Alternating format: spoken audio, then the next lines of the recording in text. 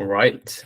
So, hello everyone, and welcome to the technical walkthrough with the Lido and Mellow team, which are having a boost with Immunefi.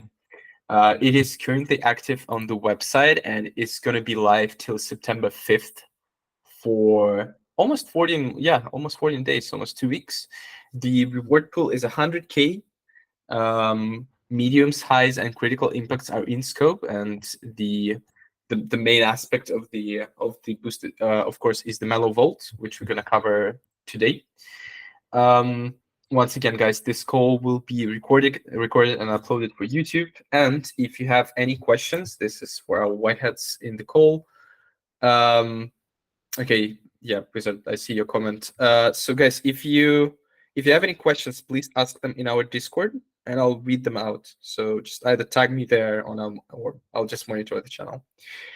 That being said, Lido and Mellow team, welcome. Passing the microphone to you, please. Thank you, Tim. So maybe let's start with the walkthrough. Yeah, thank you. Let me share my screen. And I don't think that I have permissions for that. Yeah, Timothy, can you allow me this? So you can't share your I screen? cannot share. Or... Yeah.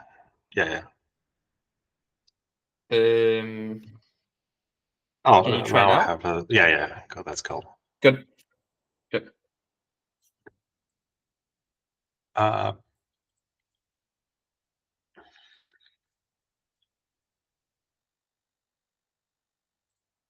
Sure. Tell me if you can see my screen. Okay. Oh, good. Yeah. Oh, good. Yeah, cool. Basically, we have a deployment for Obol SSV validators. We have wstETH Vault already launched, and we have already some TL there. This vault is deployed using this script that you can find in the specified branch in the audit.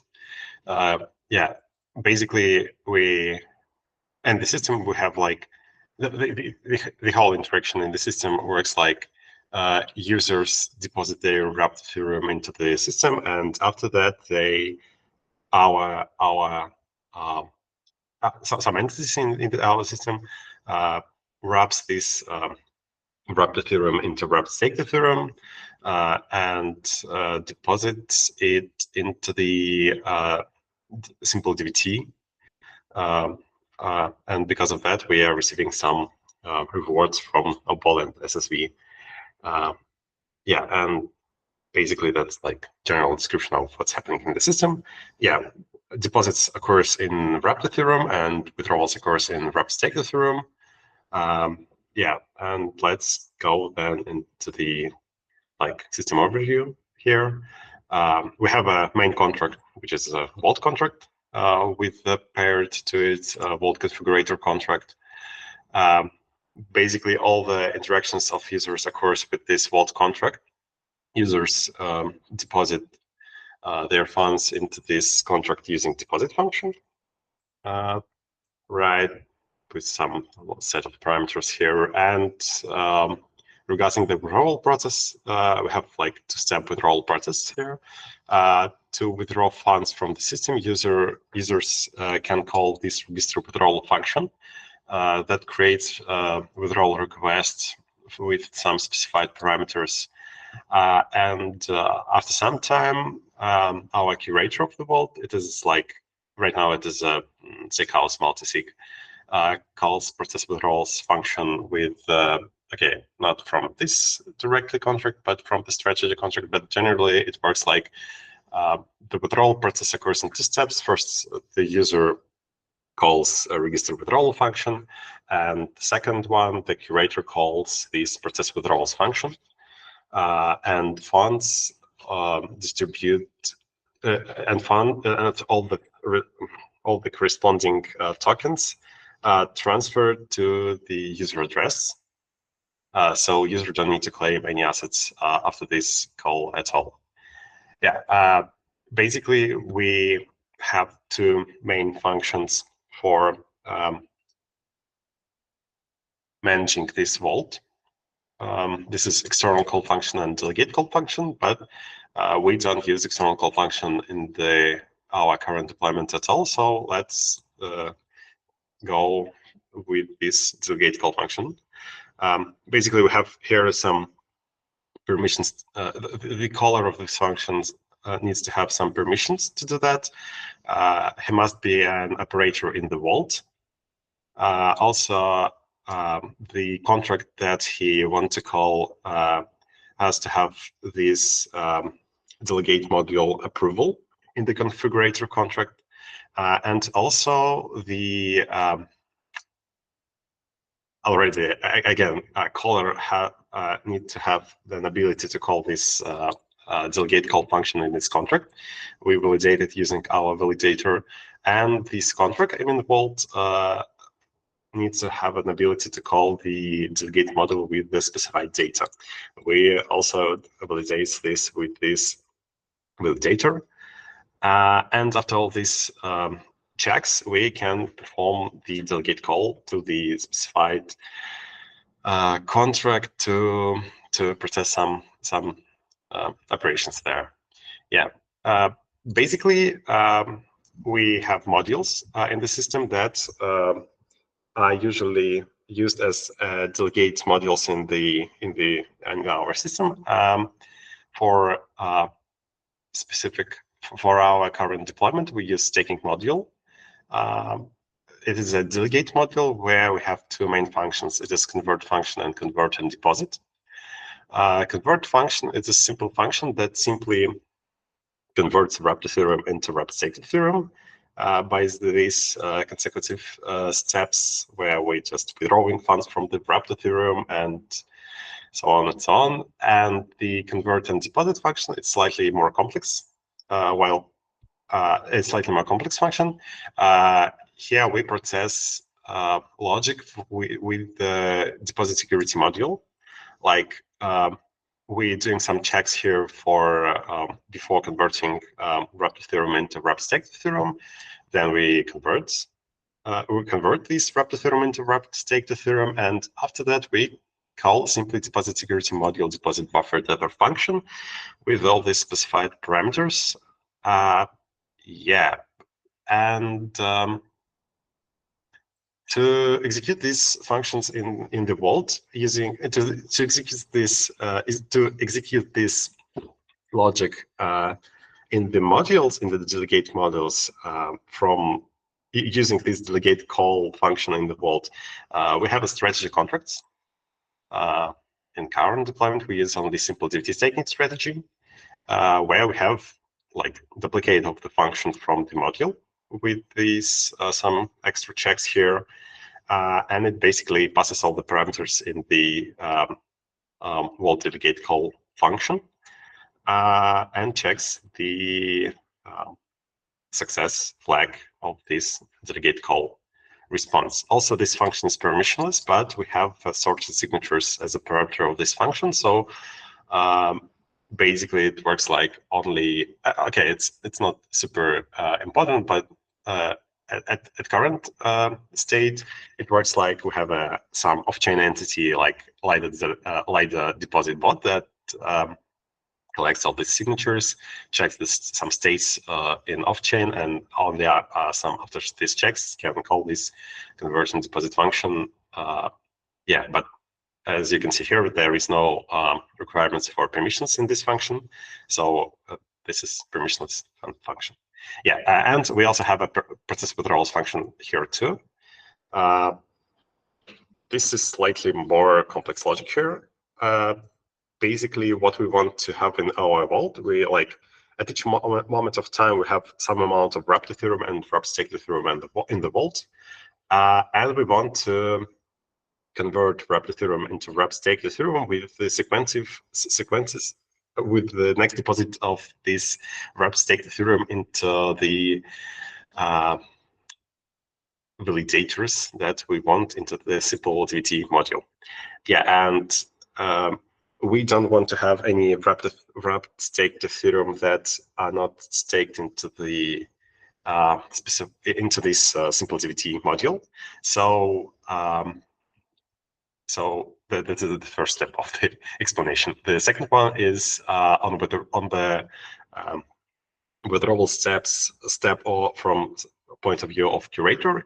It's possible for next situation to occur, like if we don't have enough wrapped staked Ethereum on the balance of the vault to process all the withdrawals. In this case, if we have a curator has an ability to specify the amount of wrapped Ethereum that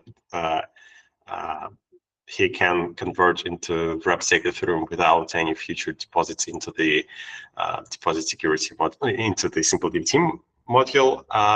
And the idea is here is the next. We simply check if we have anything to stake into the wrapped staked Ethereum. And if we don't, then we simply call process withdrawals function. This means that this is the case when we have enough wrapped staked Ethereum on the vault balance. Otherwise, we need to perform a convert action. We need to call these delegate modules, the staking module, and we need to convert some amount of wrapped Ethereum into wrapped staked Ethereum using this function. We call it with this specified amount, and after we do the same thing as before, we simply process all the withdrawals that we have, and after that we have some additional checks. These checks are important. If we don't, if after this processing we have too much wrapped staked Ethereum, we can assume that all these wrapped staked Ethereum are not staked into the simple DVT. And we don't like this situation because we don't receive any Obol and SSV points for this stake, and we want to restrict this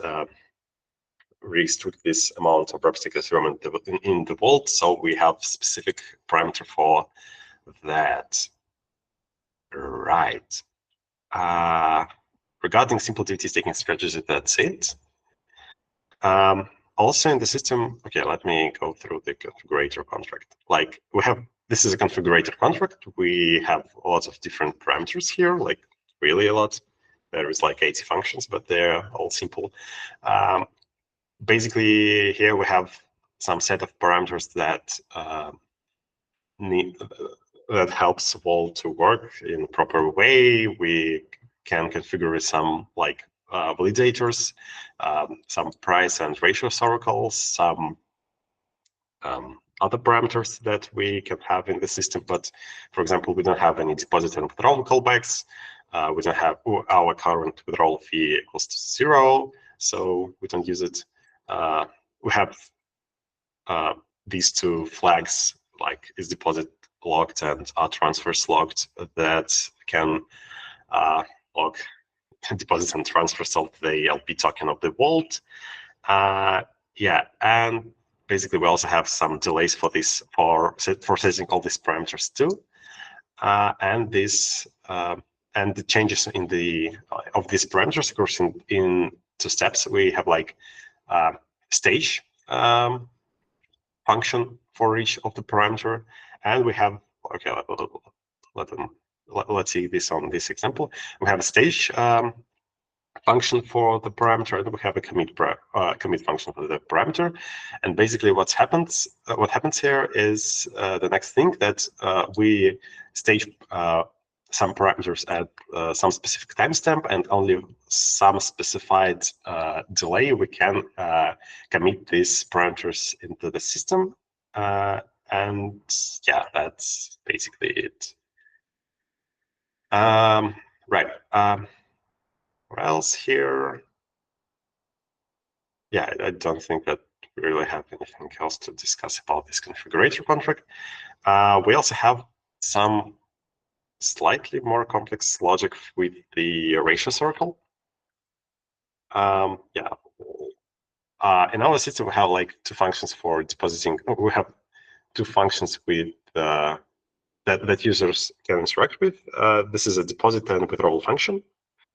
On deposit, we accept only the underlying tokens of the system into the specified ratios. We have a ratios oracle for that, and it simply just returns information about in what ratios we want to accept the depositing tokens. This is ratios in an absolute manner. Can I say it? Anyway, yeah, and the idea is if we want, let's say we have two tokens in the current system, we have the two underlying tokens. It's wrapped Ethereum and wrapped staked Ethereum. And as I mentioned before, we accept only wrapped Ethereum for deposits. So ratio for wrapped Ethereum will be equal to the power of 296, and ratio for wrapped staked Ethereum will be equal to 0. And using this ratio, we can restrict depositing wrapped staked Ethereum into the vault and only allowing wrapped Ethereum to be deposited into the vault. Yeah, and almost the same things happens for withdrawal process. We have withdrawal ratios, and for this specific case, it's opposite. We only accept withdrawals in wrapped staked Ethereum. Yeah, we also have a price oracle, which is simply like some contract over Chainlink oracles, or aggregators, Web3, or some other contracts that we implemented for let's say wrapped staked Ethereum. Like we assume also we have some assumption in the system. We assume that the price of wrapped Ethereum and staked Ethereum are equal. So for converting wrapped staked Ethereum into the wrapped Ethereum, we use such oracle, which simply gets information from the wrapped staked Ethereum contract and returns the amount of staked Ethereum per wrapped staked Ethereum. And we, as I mentioned before, we assume that staked Ethereum equals to wrapped Ethereum, and that's why we use this price oracle. Yeah, we also have, we also have validators. In our system, we use only managed validator. I mean, in our current deployment. This is, well, it's kind of complex logic here. We use some interface of validator here, which just checks that some caller of the function from can call the contract to with this specified data. We have a require permission function here, which is which just checks that that the user has specified roles. Yeah, and basically we have like two types of roles in the system. We have public roles and we have all specific for the contract and signatures roles. And basically public roles, anyone has these public roles, and also a user has these specific user roles, and we also have some checks here. But generally, this is like some logic for permissions. We can give permission for a contract. We can give permission for a contract and specific signature, I mean function in the contract. And if the roles of the user match somehow at any bit matches with the roles of the contract or contract and signature, then we assume that this user has enough rights to call this function. Yeah. Right. What next? Hey, Andrey, sorry to cut you off. Just got a question from the community member. Right. He's asking, where does the ratio oracle takes its data feed from? Is it self-sufficient or is it naming convention? That's just a constant oracle. We use managed ratios oracle. That's just updated by our hands on that deployment. So basically, we don't use any specific full prices logic here. We just returns the data that we set by our hands using this update ratios function. And and that's it. Thank you. Yep. 0x Wizard, please let me know if this answers your question. Thank you for answering, Andrey. Yeah, you're welcome. And for managed validator, I think generally that's it. We like have some sets of permissions for like contract address, and we have and signature, and we have some set of permissions for the user. And if these sets of permissions intersect at some bit, then we assume that this user can call this contract with this signature. Right. And that's it, I think. We don't use any other validators in our current deployment, so I don't think that we really need to go through them. We have utils, but we have a default access control, which is like some extension for access control in Obol, but it's really simple. I don't think that we really need to spend time on this. I guess. Okay, initializer. On the deployment process, we use transparent proxy upgradable from OpenZeppelin for our deployment. So to initialize them, we use this initializer contract that we simply call before upgrading this contract to the vault. Here we set ERC20 name and symbol, and also set all these parameters from the default access control by our hands, and then we just store all the data for the strings into the memory. But because there is some troubles with the storing them with storing long strings, we just store these here on the short strings. That means that we store strings that at most 31 bytes length, and we also have a default implementation, default proxy implementation, which is like some contract that we might use in emergency case. For example, if we see that we can suffer from some hack, then we can easily, on behalf of the proxy admin, this is a multi-sig, call upgrade to this contract. We can upgrade our proxy to this contract, and this will log all the transfers in the system. Actually, this will restrict all the functionality of the system to this ERC20 implementation with this log, and that's it. That's just emergency thing.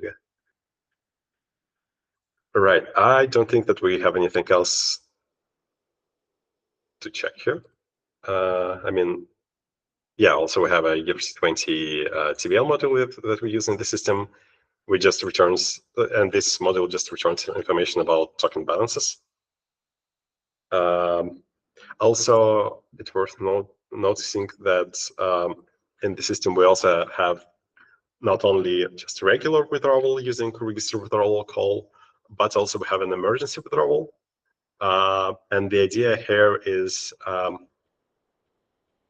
as we can see here, we have the regular withdrawal process occurs in two steps.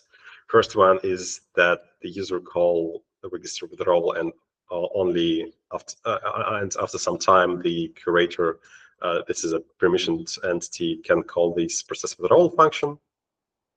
And if something strange happens in the system and this curator for some reason cannot call this function, then users have an ability to call emergency withdrawal function up to some delay. We set this delay to 90 days. So for our DVT, simple DVT deployment. And here what happens here is the next thing.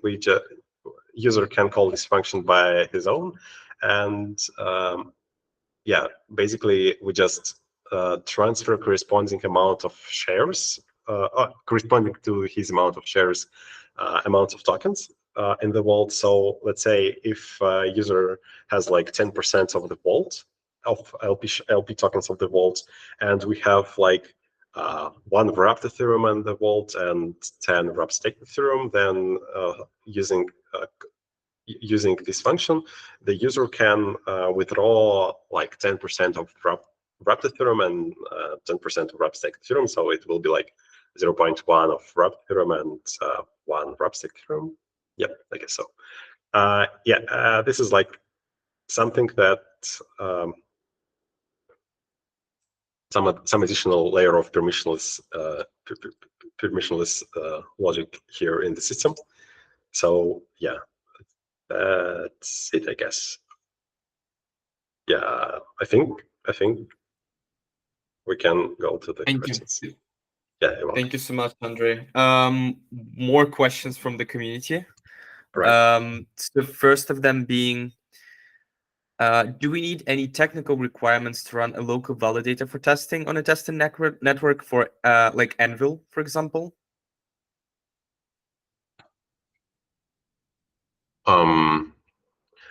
I think it will be slightly hard to maintain this logic for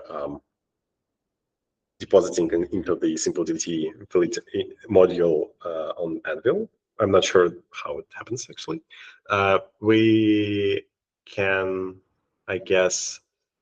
Okay, but by the way, we have a test for that. We have a full test coverage for these flows. So yeah, this is. I'm not sure about Anvil. Sorry. Yeah, Anvil is like an example. Yeah, I assume he was just referring to this as one of the possible ways of testing. It's more about POC testing during the reports. Yeah, let me check, but I'm sure that I already have some tests for that, and I think it will be easy to use them as a reference. Yeah, let me share my screen again. We have a solvency test, we have a solvency runner, and here we have convert and deposit function call. Yeah, actually, yeah, here we have by this path you can find the test. This is a solvency test, and we have all these calls that occurs here for convert and deposit, and I think it will be helpful for testing this logic. We use this test on Haleski, but there is no different with the mainnet, I guess.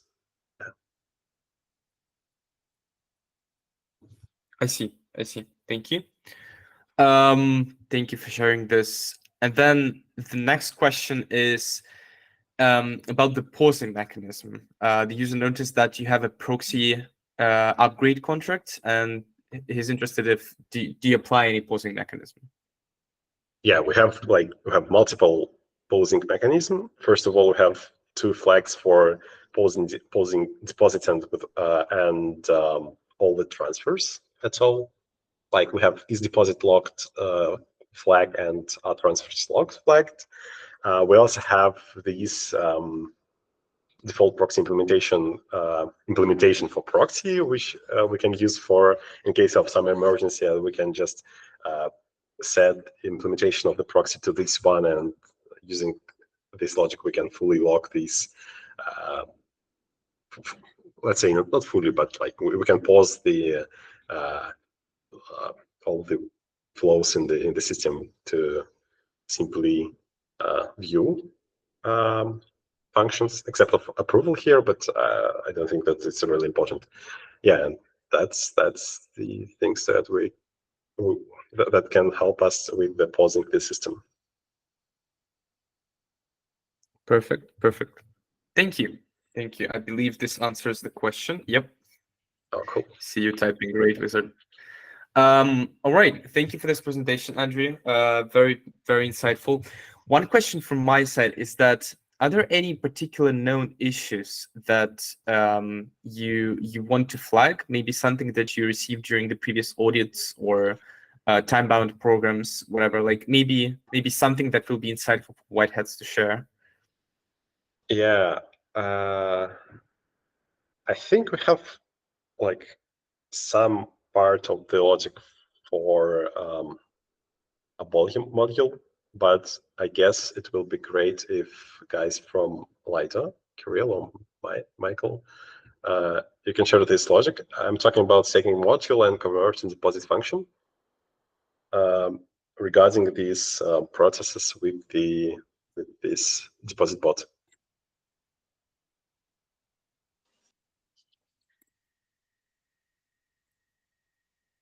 Michael, can you? Yeah, I will try.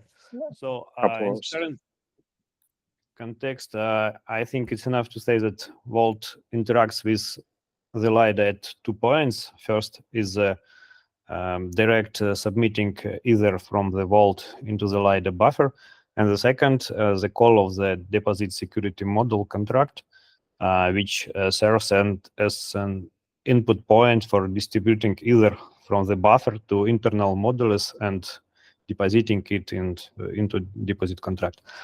As Andrey already said, the logic involved and in the depositor bot on the Lido side determines the appropriate conditions in the protocol under which the ETH from the Vault will go to the simple DVT module. And well-known some issue in protocol, we can have some conditions. For example, when we add some new model with the smallest deposit share between on the whole protocol, then these deposits from the Vault will partially goes to this new model, not only to the simple DVT model only. So this is a not so big issue according to the losing of the funds or something like that, but it's related to not proportional distribution of the Ether, maybe. That's it. Yeah, I think there is also a possible scenario where user, some like attacker, can front run the convert and deposit call of the deposit bot. But to be honest, literally nothing happens in this case. Like, just this is a possible scenario, and there is no significant impact because of that call.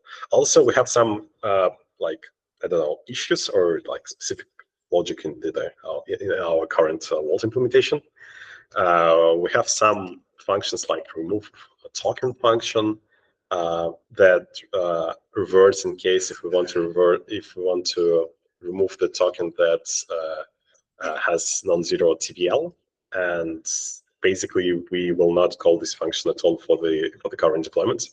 As the same happens for the like add token or add TVL module or remove TVL module or external call too, because we simply like we don't need these calls in our current deployment for wstETH Vault, and yeah, and that's it. Perfect. Thank you, guys. Thank you so much. One last question for me, and I think we can slowly but surely end this call. So are there any particular parts of the code that you just demonstrated during this technical call? Any particular parts of the code that you feel that Whitehead should focus on? Yeah, Wizard is just reading my mind. Yeah, anything, you know, like particular functions or interactions that you feel are the most vulnerable? I think we definitely need to super carefully check the deposit and withdrawal flow entirely, which is just like base logic here. And I think it's worth mentioning the logic with this convert and deposit function in the staking module. We definitely like check this multiple times. We already have a review from like chain security from state mines, I guess, yeah, from some other auditors, from Sherlock too, but anyway, I think it's worth mentioning that this is like a crucial part in the Vault, and we really need to carefully validate that everything works fine in this convert and deposit function in the staking module. Got it. That's it, I guess. Okay. Then, well, I think this is it for this call. Guys, thank you so much. This was very detailed, very deep, like absolute deep dive into your codes, all the functions. Thank you so much for that. Guys, once again, thank you for attending this from Whitehead side. Thank you for attending this technical walkthrough call. This will be uploaded to our YouTube channel. I want to see by the end of the week, but maybe a bit later. We'll see. That being said, 2 weeks left for the Lido Mellow boost. Good luck, everyone. And yeah, let's get those bugs. Thank you so much, everyone. See ya.